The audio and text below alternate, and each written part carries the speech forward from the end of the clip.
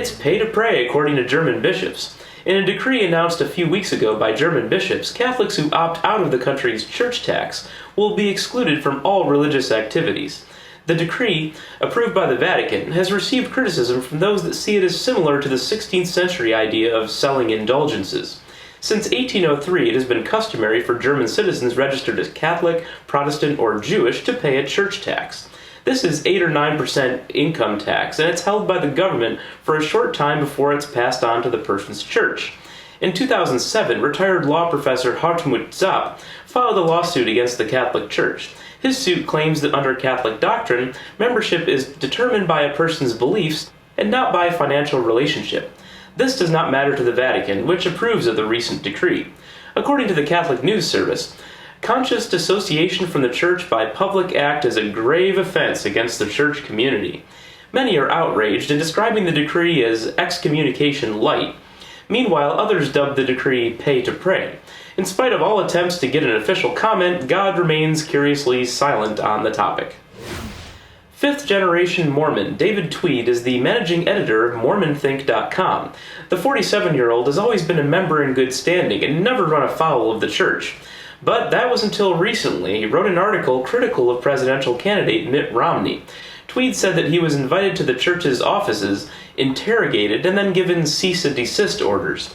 Latter-day Saint spokesman Michael Purdy said that it is patently false for someone to suggest that he faces church discipline for having questions or for expressing a political view. The church is an advocate of individual choice.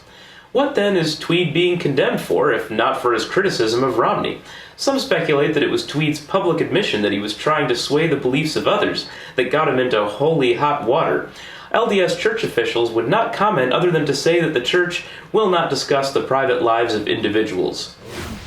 The United Nations will once again hear arguments from Muslim leaders in support of international blasphemy laws. In what has become an annual event for over a decade, Muslim leaders have vowed to continue the push for laws that criminalize blasphemy. But human rights groups, as well as Western democracies, have always resisted such laws. These groups have repeatedly pointed out that such laws are used by repressive regimes to imprison or execute dissidents. Program manager for the Global Freedom of Expression campaign, Courtney Retch, notes that human rights are not about protecting religions. Human rights are to protect humans. She asks, who is going to be the decision maker on deciding what blasphemy is? On the other side of the argument is UN Secretary General Ban Ki-moon, who stunned many by suggesting limitations to freedom of speech when it is, quote, used to provoke or humiliate. The issue continues to gain attention following the recent movie Innocence of Muslims, which has sparked protests in many countries around the world this past week. The issue reaches beyond the Muslim world, as other parts of the world use blasphemy laws at will. Greece has used their blasphemy laws to ban certain pieces of art. Further north, Russia recently charged a group of punk rock feminists with hooliganism motivated by religious hatred.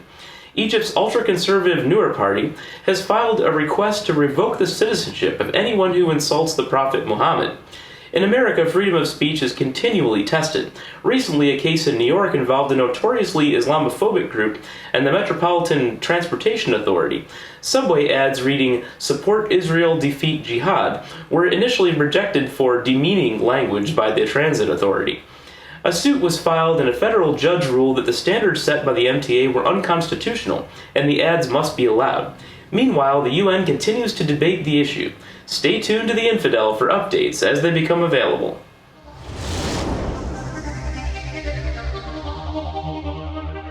Atheist Roundtable, a gathering place for rational people. Funny pictures and videos. Profound atheist quotes. The religious going crazy. The latest news.